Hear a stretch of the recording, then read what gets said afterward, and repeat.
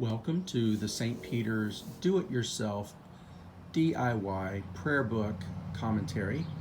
I'm Stephen Whaley, and this is my prayer book.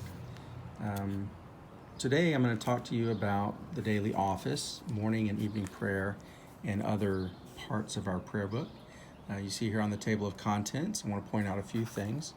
The daily office, this section here, talks about the morning prayer service and evening prayer service, Rite I, Rite II, and then follows with the other offices of morning prayer, noonday office, prayer for worship in the evening prayer itself, and Compline and some other devotionals that you can do. The main distinction here is in Rite I. Rite I is traditional Elizabethan language, these and thous. And Rite II is more modern language, you and your.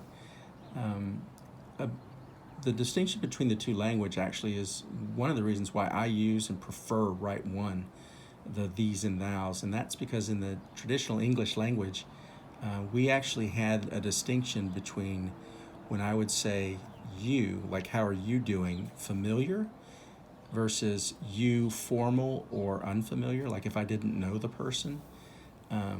You would say the word you if I didn't know you.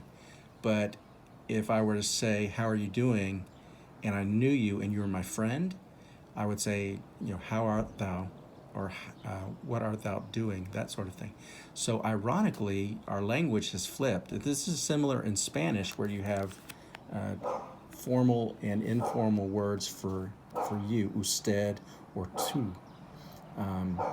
The point being, in Rite I, the language traditionally in English is actually more intimate, and the idea is to bring God closer. It's just been flipped in our culture.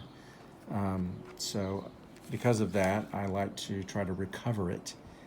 So I'm going to walk you a little bit through the daily office, but I want to show you a couple of things in this book and in the table of contents that will help you as you do the daily office. What you're going to need for morning prayer is this section here that begins on page 37. You'll need, if you're using traditional collects, the Rite I collects, they're all listed. They begin here for the holy seasons of the year. So depending on what season we're in and what Sunday of that season, Advent, Christmas, the season after Epiphany, Lent, Easter, Holy Week, and then Easter, and then through Pentecost and the season after Pentecost. All of those collect prayers are after this page.